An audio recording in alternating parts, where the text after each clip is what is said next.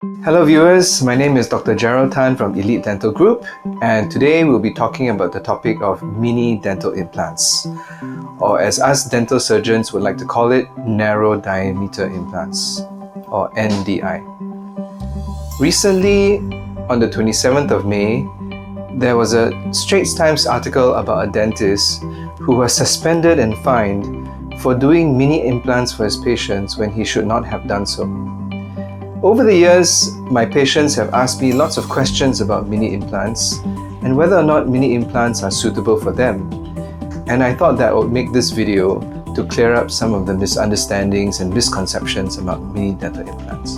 I first want to start by saying that mini implants definitely do play a part in modern dentistry, and mini dental implants do form an important place in our offering or discussions with our patients about treatment options. However, it is important to note that the indications for mini dental implants have to be carefully considered. Mini dental implants that are 3 millimeters in diameter or less are actually not as durable and not as hardy as standard diameter implants. Studies and literature have shown that actually mini dental implants only has limited indications. For example, number one, in indications where patients have very, very thin bone. Number two, in indications where patients are intending to replace very, very small teeth, usually in the lower front. Number three, mini dental implants are also sometimes used as orthodontic anchorage points in orthodontic cases where patients are wearing braces.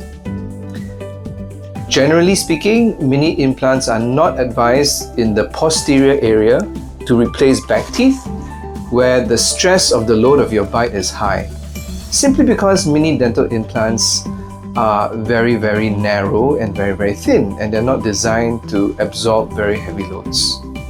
Coming back to the point earlier, when I mentioned that there's a recent newspaper article about a dentist who was suspended and fined, we want to be very, very careful about advising patients to consider mini implants when they're simply just not suitable for it. I understand that mini dental implants can be very attractive because of their lower fees compared to standard diameter implants. Some dentists may even say or tell patients that mini dental implants are far less painful than standard diameter implants, and that in itself could be attractive.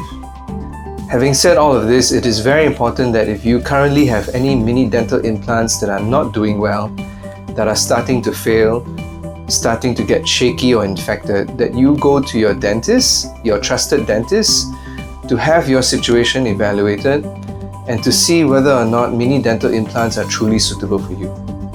I hope you find this information useful, and I've published some articles on mini dental implants for you to read, and please do remember to go to your trusted dentist for your regular checkups to maintain those implants. Thank you, and I'll see you again.